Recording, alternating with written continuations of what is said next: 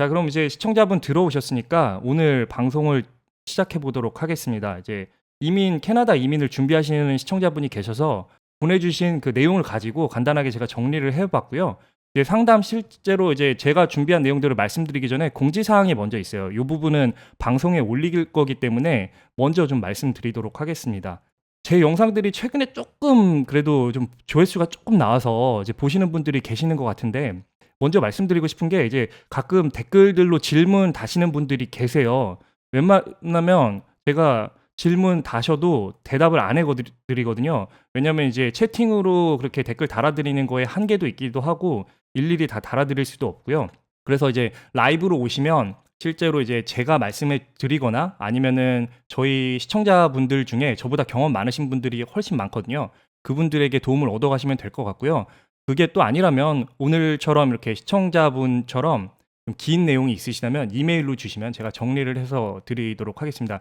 이렇게 하는 이유는 사실 이제 악플러들이 너무 많아요. 여러분 생각보다 되게 많기 때문에.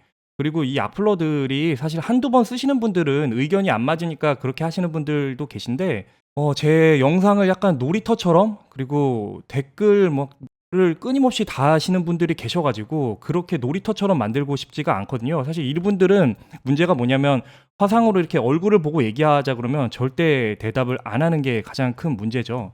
이분들이 사실 누군지는 뭐 저같이 이제 캐나다에 사는 분들이야 지레짐작으로 알죠. 뭐 거의 이분들 중에 한 8, 90%는 될 거예요. 뭐 캐나다를 너무너무 사랑하는 그런 카페들의 회원이신 분들이나 아니면 한인 상대로 이제 사업하시는 분들이 안 좋은 내용들이 이제 유튜브에 떠다니면 그것도 나름대로 문제가 있기 때문에 이런 분들이라고 지레짐작은 하지만 이제 또 한국에 계신 분들은 이런 걸 다 일일이 세세하게 알 수 없기 때문에 댓글은 웬만하면 달지 마시고 라이브 들어오시거나 이메일로 주셨으면 좋겠습니다.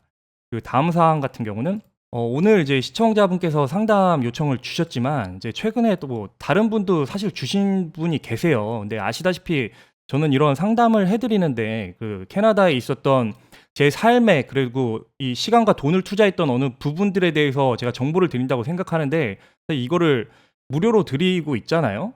이거 어디 가서 지인이 없으신 이상 이 정도로 세세하게 들으실 수 없을 거라고 저는 생각해요.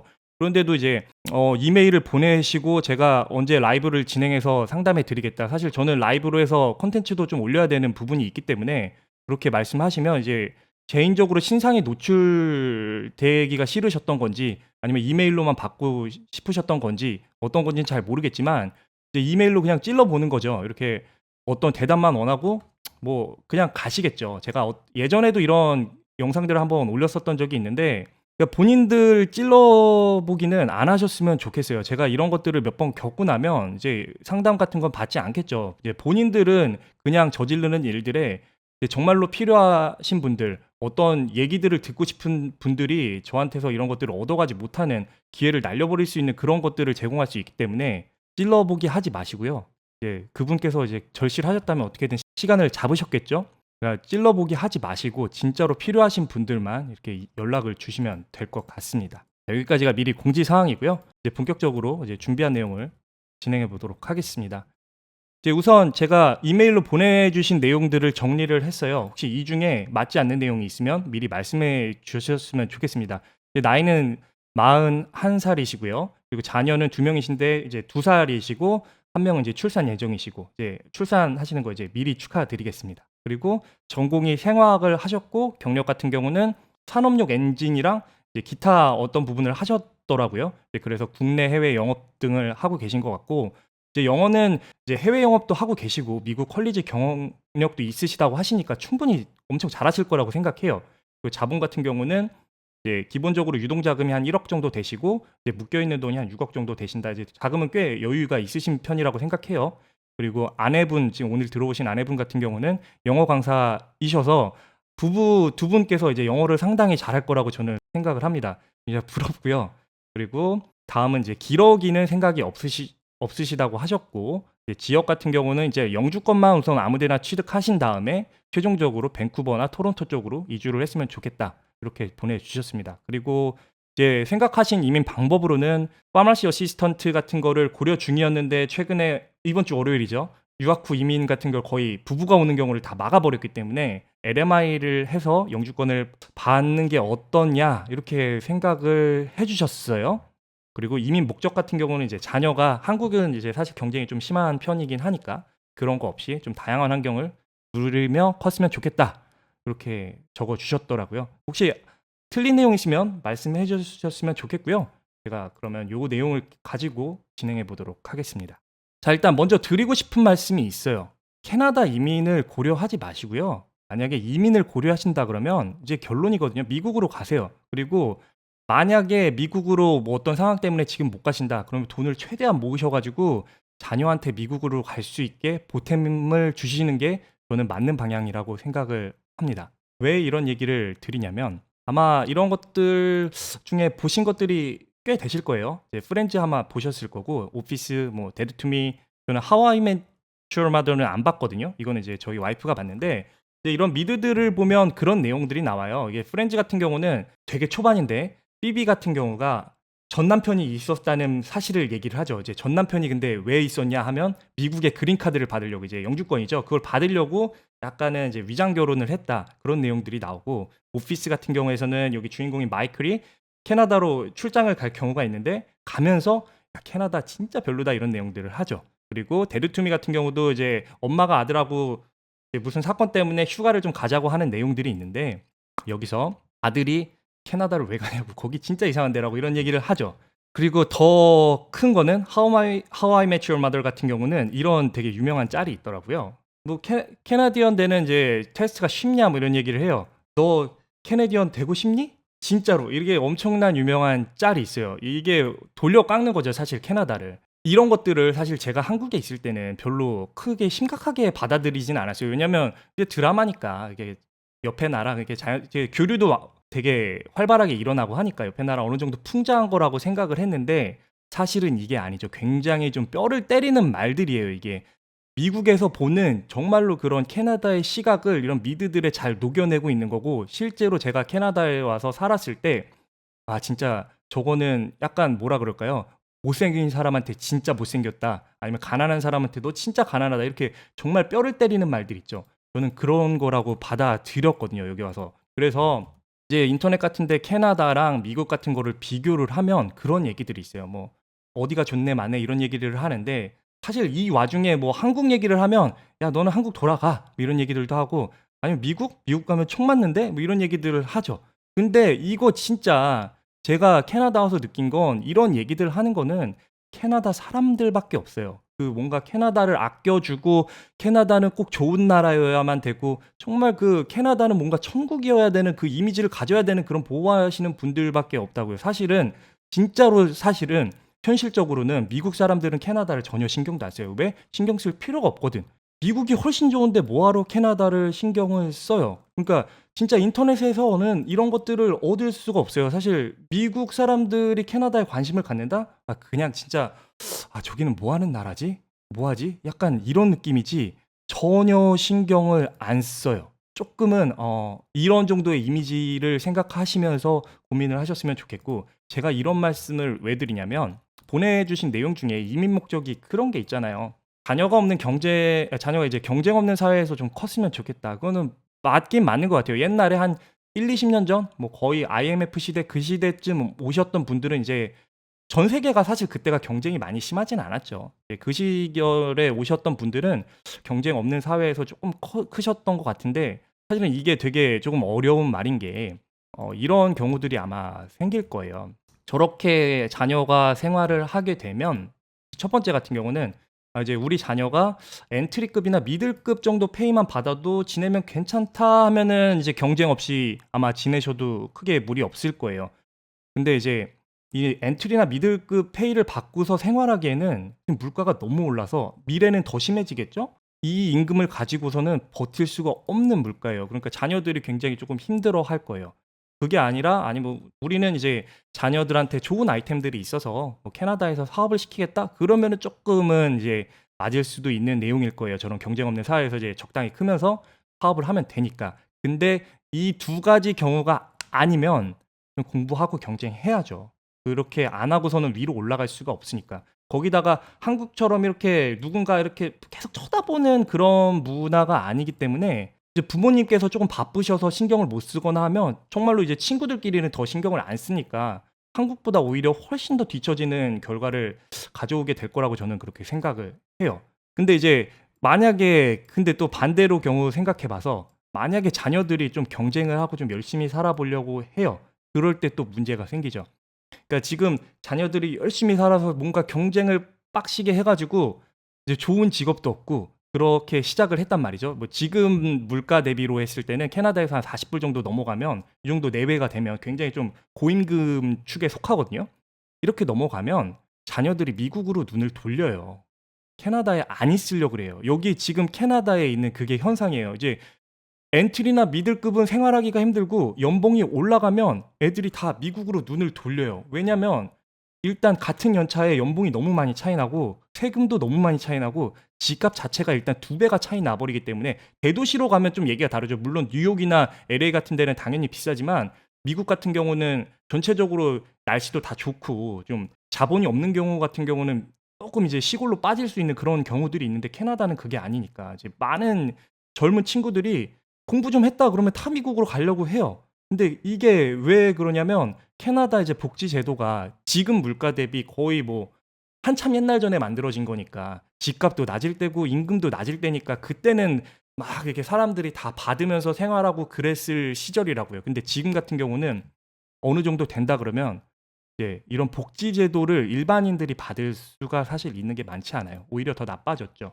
특히나 이제 의료 시스템 같은 경우는 더더욱 지금 최악으로 달려가고 있으니까. 게다가 이제 뭐 그런 얘기들도 있긴 있어요. 캐나다에서 사시는 분들은 미국으로 쉽게 넘어갈 수 있는 게 아니냐? 뭐 그런 얘기들도 하긴 하죠. 물론 이제 TN이란 비자를 가지고 미국으로 가서 어떤 직군들은 일할 수 있긴 있지만 어차피 그게 영주권은 연결이 안 되기 때문에 그 자녀들이 결혼을 해서 미국에 자리 잡는 게 아닌 이상은 한국에서 미국을 가나 캐나다에서 미국을 가나 물론 캐나다에서 갈 경우가 일단 일할 수 있으니까 그리고 언어도 잘 통하니까 조금 경우의 수는 더 늘겠지만 캐나다에 있다가 미국으로 가는 것도 그렇게 쉽지는 않습니다. 그러니까 굳이 캐나다에다가 시간이랑 돈을 저는 투자를 안 하는 게 맞지 않을까 그렇게 생각을 해요. 그리고 이게 또 다른 문제가 있는 게 캐나다 같은 경우는 이런 스포츠 같은 거를 아예 미국 자본에 완전히 의존을 하고 있죠. 뭐 야구, 농구, 하키가 뭐 캐나다 스포츠라고 하지만 사실 전부 다 미국 팀이고 미국 자본에 100% 거의 100% 의존을 하죠. 그리고 배우들이나 노래를 부르시는 분들도 캐나다에서 활동 절대 안 하죠. 그러니까 이미 예체능 분야들은 다 미국 자본에 넘어가 있고 예체능에서 조금 된다 싶으신 분들은 다 미국에 이미 넘어가는 상태고 캐나다에는 그러니까 한국처럼 한국어를 쓰는 고유 문화가 없으니까 여긴 다 미국 영어를 쓰니까 그 문화 자체가 다 미국으로 이미 넘어가 버려 있고 자본도 넘어가 버린 상태인데 아까 말씀드렸듯이 지식 산업도 이전에는 그나마 캐나다에 있으시려는 분들이 있으셨다면 지금 같은 고물가 이제 점점 물가가 올라가면서 이런 복지 제도 하에서는 뭐 돈을 벌면 남는 게 없으니까 어느 정도 공부를 이제 지식 산업에 계신 분들조차도 이제 미국으로 다 가려고 하니까 총체적으로 전부 다 미국으로 빠져나가려고 하는 게 추세라고 말씀드리고 싶어요. 그러니까 이제 경쟁 없는 사회에서 크려고 한다면 자녀들이 조금 너무 힘들게 살 거고 경쟁을 하려고 치면 자녀들이 크면서 특히나 이제 대학교 가면서 미국으로 대학교 가면 안 돼? 이런 얘기들을 하는 경우들이 굉장히 많이 생기죠. 실제로 이제 미국으로 보내시는 분들도 많고요. 그러니까 그런 점들을 조금은 고민하셨으면 좋겠습니다. 그리고 이제 경제적인 부분을 조금 말씀드려 볼게요. 이게 사실 실질적으로 가장 와닿는 부분이죠. 일단은 이제 신청자분의 자녀가 너무 어려요. 만 두 세랑 출산 예정이라고 하셨잖아요. 근데 이제 만 두 세랑 출산 예정이시면 여기 오셔 가지고 데이케어를 보내셔야 되는데 데이케어를 보내면 생활비가 감당이 안 되시고요. 안 보낼 거면 자녀 보느라고 이제 여기에 친인척분들이 안 계실 거 아니에요. 그럼 맞벌이도 안 되는데 굳이 지금 오셔야 될까 하는 거죠. 근데 보내면 너무 비싸고 안 보내면 여기서 생활이 더 힘든데 굳이 오셔야 할까 이런 생각이 들어요. 그러니까 만약에 여기 와서 생활을 하신다 그러면 되게 긴 시간 맞벌이를 거의 할 수 있을 때까지 계속 마이너스인데 그 맞벌이를 할 때까지 사실 맞벌이라는 것도 확정을 할 수가 없는 게 남편분 직업이 확정이 안 돼 있으니까. 근데 그동안 이제 아내분이 마이너스 나는 통장을 보면서 자녀 2명 어떻게 이렇게 데이케어 보내면 데이케어 보내는 대로 돈이 비싸니까 이제 슬프고, 안 보내면 안 보내는 대로 뭐 여기 주변에 만나실 분들이 한인밖에 없는데, 그럼 또 거기서 또 우울증이 많이 오죠. 미리 자리 잡으신 분들하고 비교도 굉장히 좀 많이 되고. 이렇게 하시려면은 거의 제가 봤을 때는 우울증이 오시지 않을까 그렇게 생각이 돼요. 왜냐면 이제 뒤에도 설명드리겠지만 통장이 플러스 될 때까지는 시간이 굉장히 좀 많이 필요하거든요. 그래서 최소한 제가 봤을 때는 영어를 두 분이 다 잘하시잖아요. 그러니까 지금 경력이 뭐 한국에서 있던 걸 살리지 못할 것 같다 하더라도 어떻게 해서든 살려나가서 캐나다에서 한국에서 했던 경력 인정받고 어느 정도 이제 미들급 페이는 받으면서 시작을 하셔야지, 맨바닥부터 생활을 하시는 거는 일단 지금 물가를 고려하면은 감당이 안 되세요. 그러니까 제일 문제가 되는 게 자녀가 너무 어리죠. 자녀가 여기는 좀 꽤 많이 클 때까지 이제 다 픽업 드랍을 해야 되니까 맞벌이가 안 되기 때문에 마이너스 나는 통장을 아마 보시기 굉장히 좀 힘들 거예요. 그러면은 도대체 뭐 그런 것들이 있을 수 있겠죠. 캐나다에서 그러면 뭐 좋다고 하시는 분들은 누가 인터넷 보면 있는 것 같은데 어떤 분들이 그나마 만족하실 수 있을까? 뭐 만족하실 수 있는 분들은 제가 봤을 때는 거의 이 범주 안에 들어오신다고 생각을 해요. 이 범주 안에 안 들어오시는 분들 중에 만족하시는 분들이 그렇게 많지는 저는 않을 거라고 생각을 하거든요. 첫 번째 같은 경우는 오신 지 한 10년 이상 되신 분들, 그땐 집값 쌌으니까 그땐 임금이 많이 높았어요. 집값 대비. 여기는 모기지라는 제도가 있으니까 한국보다 집 사기도 쉬워가지고 그분들은 이제 조금 만족하실 수 있죠. 그리고 두 번째로는 완전히 풀재택 하시는 분들, 거의 IT 분들이 많이 하실 텐데 뭐 다른 직종도 아마 있다고는 들었어요. 근데 이런 분들은 거주지가 좀 자유로우니까 그나마 조금 싼 지역으로 좀 빠지시긴 하시죠. 그리고 세 번째는 한국에서 하신 경력들을 좀 살리시는 분들이에요. 이분들이 이제 시작을 하시면 최소한 7-8만 불 정도 이상부터 시작을 하시는데, 이분들이 하는 게 유학 후 이민이에요. 이분들이 하는 게. 그러니까 유학 후 이민이라고 하는 걸 유학원이나 이주공사에서 자꾸 소개를 하는데 자녀가 있는 가정분들이 이걸 하는 거 아니에요. 그러니까 이걸 유학 후 이민을 한다고 하는 거는 이미 한국에 경력이 있는데 비자 때문에 이제 어떻게 일을 못 하니까 이런 것들을 해결하려고 하는 거지, 아무나 저는 밑바닥부터 하라고 유학 후 이민을 하시는 거는 정말 아니라고 생각을 하거든요. 그리고 네 번째 같은 경우는 이제 자녀를 이제 돌봐준 가족이 있으신 분들, 1.5세라든가 뭐 2세라든가 아니면 여기 되게 많죠. 캐네디언하고 결혼해서 오신 분들 되게 많죠. 이런 분들은 조금 만족하실 수도 있겠죠. 그리고 자본금이 이제 신청자분도 자본금이 꽤 거의 되게 많으신데, 자본금은 사실 이 정도 있으시면 소득이 어느 정도 돼야 돼요. 그냥 까먹을 수는 없잖아요. 마이너스는 나면 안 되잖아요. 아무리 자본금이 있더라도. 이거 자본금 까먹으면 얼마나 아까워요. 그러니까 자본금은 이제 이민하실 때 제일 중요한 거, 자본금 저희 절대 까먹으면 안 돼요. 저희도 이런 거 잘 몰라가지고 자본금 까먹어서 굉장히 좀 힘들었거든요. 요새야 그나마 저도 직업을 갖고 했으니까 조금 낫지. 그래서 신청하셨을 때 유학 후 이민을 최초로 고민을 하셨다 그러셨잖아요. 그러니까 유학 후 이민은 맨바닥부터 하시는 분들이 하시는 게 아니에요. 이건 돈 낭비가 너무 심해요. 제가 이제 영상에도 올렸었지만 제가 2억이 들었으니까 지금 오시는 분들은 2억으로는 택도 없을 거예요. 제가 보기에는 한 3억은 써야지 지금은 그래도 졸업까지 하시고 생활이 되시지 않을까 생각이 돼요. 그러니까 유학 후 이민은 아예 일단 옵션에서 버리셔야 돼요. 밑바닥부터 시작하실 생각이시라면 이거는 아예 옵션이 없어요. 저거는 다시 말씀드리지만 경력 인정 받으시려는 분들이 하시는 거예요. 저는 그렇게 생각을 합니다. 그러면 이제 생활비도 조금 말씀드려 볼게요. 생활비 같은 경우가 이거 되게 대충 적었어요. 이게 뭐 정확히 맞다 안 맞다 이렇게 보시는 것보다는 대충 뭐 핸드폰 할부도 있을 테니까 뭐 이렇게 쭉 하시면 일반 생활비들은 아끼고 할 수 있는 부분들이 있기 때문에 그냥 한국하고 또 저는 거의 비슷하다고 생각해요. 한국에서 뭐 생활하시면 한 달에 한 300만 원 내외 정도 쓰시잖아요. 여기 뭐 다른 것들 뺐지만 한 300만 원 정도 내외 쓰시니까 거기다가 이제 집값에 따라 좀 달라지겠지만, 이제 캐나다 같은 경우는 지금 4인 가족이 사시려고 어느 도시를 가셔도 웬만하시면 거의 한 2,500불, 250만 원 정도 내셔야 돼요. 그러니까 여기에 차값도 안 들어가 있고 뭐 추가로 옷이나 뭐 엑스트라 비용 같은 걸 다 빼도 그냥 다 빼도 거의 이 정도가 드니까 제가 영상 같은 데서 말씀드릴 때는 뭐 최소 6,000불 정도는 잡으셔야 된다고 말씀드리는데 이제 자녀가 뭐 또 2명이니까 어린 자녀가 6,000불로는 아마 조금 모자르시지 않을까 좀 생각이 들고 데이케어를 보내시려 그러면 이 금액에서 한 달에 나이에 따라 좀 다르거든요. 한 달에 한 2,000불에서 2명이니까 한 3,000불까지는 보셔야 돼요. 이게 지역마다 좀 상이하긴 한데 이 위에 생활비에다가 이게 더 들죠. 그러니까 전체적으로 이제 집값이 너무 많이 올랐죠. 옛날 같은 경우는 그 지방으로 가면 집값 거의 1,000불 초반대 다 해결할 수 있었는데 지금 다 더블이 된 상황이라서 너무 많이 비싸다고 말씀드릴 수가 있어요.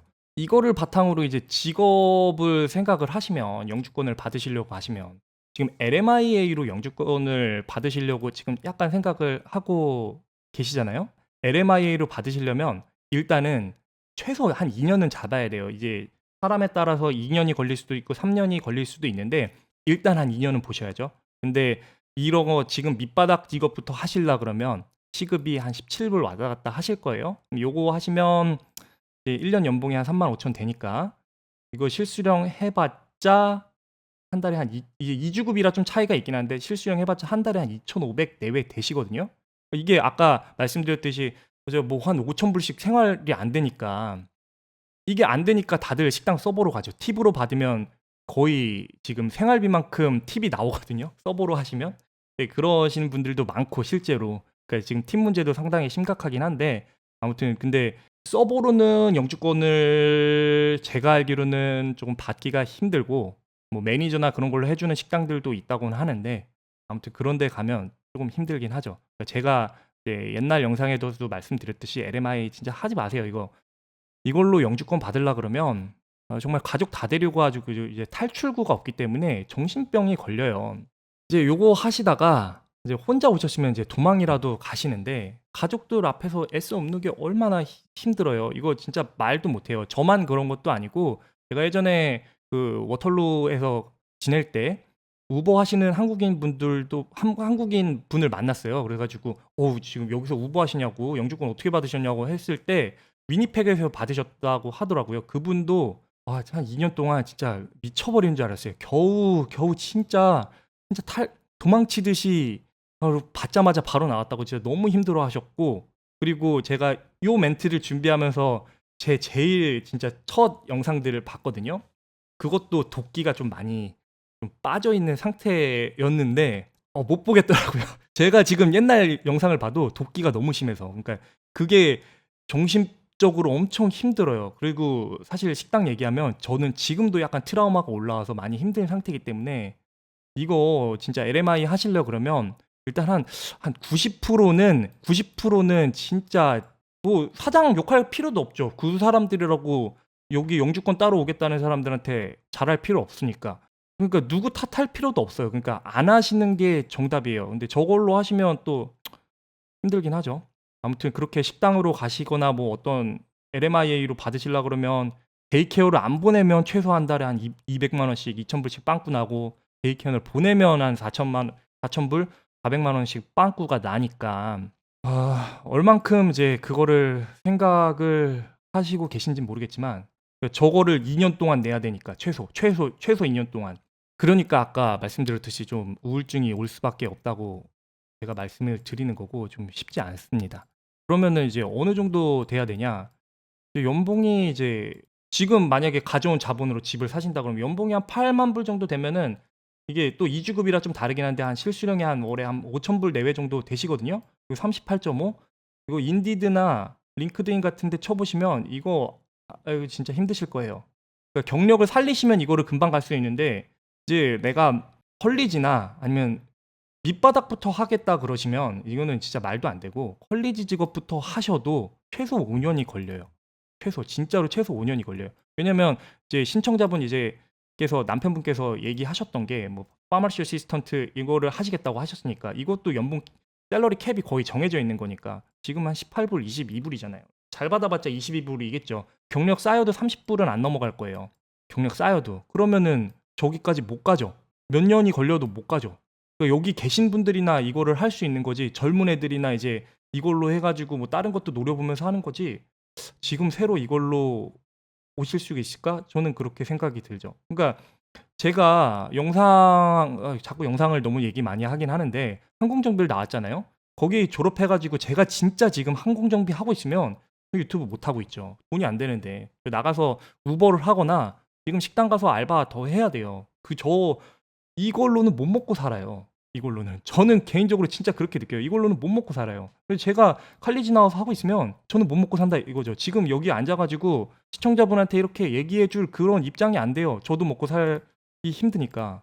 진짜 웃긴 상황이에요. 그러니까 이게 좀 많이 어렵긴 하죠. 그래서 이제 자녀가 한 10살, 여기 학년을 한 5학년 정도까지는 학교를 혼자 못 가니까 남편분이 정말 이제 괜찮은 사무직을 얻으시는 게 아니라면 시프트 근무인 경우들도 되게 많고 아니면 오전 일찍 나갔거나 뭐 오후 늦게 나가서 늦게 들어오는 경우들도 많고 그런 직업들도 굉장히 좀 많으니까 맞벌이가 이제 직업에 따라서 가능할 수도 있겠지만 일단은 뭐 불가능하다고 생각하고 오시는 게 일단 속이 편하고 그러면 이제 힘들죠. 이제 맞벌이가 이제 그럼 10년 동안 맞벌이를 못 하실 텐데 이제 자녀가 태어나시니까 그러면은 이거를 어떻게 해야 될까? 저는 사실은 조금 많이 부정적이네요. 이런 거를 봤을 때는.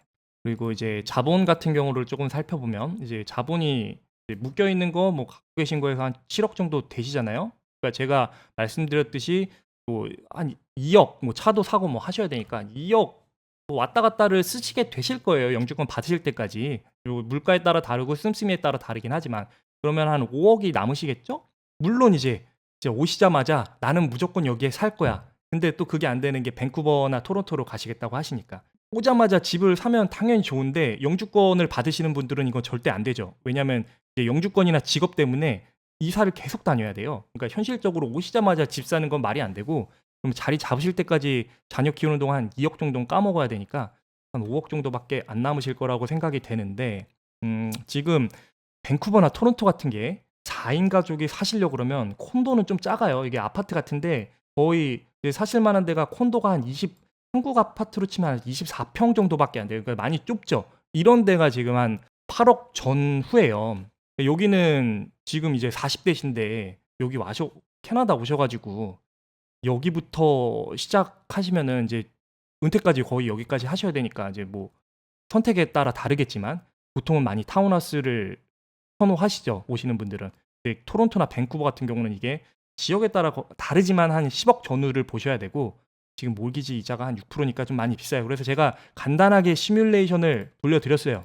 몰기지 칼큘레이터를 가져왔습니다. 그러니까 타운하우스를 기준으로 했을 때 한 10억짜리, 100만 불짜리를 사시면 이제 오시면은 어차피 이자는 조금 떨어질 테니까 한 3% 정도로 가정을 했어요. 그리고 5억 남으니까 50%로. 그러면은 이제 한 달에 내시는 게 한 2천, 집값으로만 2,500 정도 내셔야 되고 여기에 집세 관리비는 당연히 내셔야 되는데 문제는 이제 현재는 이제 6% 지금 이자에서는 연봉이 한 3-4배밖에 안 나오세요. 그러니까 막 연봉이 5만 불이야. 그러면 15만 불밖에 안 나와요. 15만 불 많아야 한 20만 불밖에 안 나와요. 근데 예전에 이제 지금 코로나 터지기 전에는 아마 3%까지 떨어지면 5배 정도 나올 거예요. 가족이 와이프랑 지금 신청자분이랑 이제 남편분이랑 같이 해서 한 10만 불 정도 연애 10만 부부 둘이서 10만 불이면 많은 거 아니거든요. 그렇게 한 5배 정도가 되면 요거를 살 수가 있는데 맞벌이가 안 되니까 이게 조금 힘들긴 하죠. 그러니까 뭔가 당연히 와서 집을 사면 좋은데 뭔가 계산이 잘 안 맞아 떨어져요. 저렇게 타운하우스를 사시기에는. 그래서 일단 제가 드리고 싶은 말씀은 정리를 해보면 일단은 밑바닥부터는 절대 안 됩니다. 절대. 제가 늘 말씀드리지만 이거는 안 돼요. 지금 더군다나 나이가 이제 40대이시잖아요. 흔히 말하는 이제 코인이라고 하잖아요. 코인이 안 남았잖아요. 코인이라고 하면 뭐 돈이 있거나 나이로 까먹어야 되는데 나이는 꽤 많이 차신 상황이고 그럼 여기서 이제 돈은 까먹지 말아야 되잖아요. 그러니까 이거를 밑바닥부터 하면 돈을 까먹게 되니까 이건 안 되죠. 그러니까 영주권 만약에 하실라 그러면 영주권을 따신 다음에 어떻게든지 경력을 나는 무조건 살릴 수 있어. 그렇게 하시면 조금 생각해 보시거나 아니면 여기 와서 보니까 여기 사업은 좀 한국보다 경쟁이 좀 덜 심하고 하니까 사업을 한번 해볼까? 그러시면 한번 생각을 해보세요. 근데 사업은 이제 다 리스크가 있으니까 여기 두 개가 아니면 밑바닥부터는 이제 안 하셔야 될 것 같고 만약에 진짜 밑바닥부터 하시려 그러면 토론토랑 밴쿠버는 제가 봤을 땐 못 오신다고 봐요. 그러면은 다른 데로 가셔야 돼요. 타 지역에서 출발하시는 게 맞다고 생각합니다. 근데 제일 중요한 거는요. 진짜 이 말을 드리고 싶은 거예요. 그냥 캐나다는 그냥 생각을 하셨으면 마음속에만 담아두세요. 여기 오셔봤자 어차피 실망하실 확률이 90% 이상이기 때문에 여기 그냥 굳이 오시지 마시고요. 진짜 정말 이민이 오시고 싶으시면 진짜 미국으로 가세요. 미국으로. 그게 안 되신다 그러면 한국의 스테이가 저는 맞다고 생각을 합니다. 이게 제가 오늘 준비한 내용이고요. 궁금하신 내용들 부터 한번 같이 얘기를 해보도록 하겠습니다.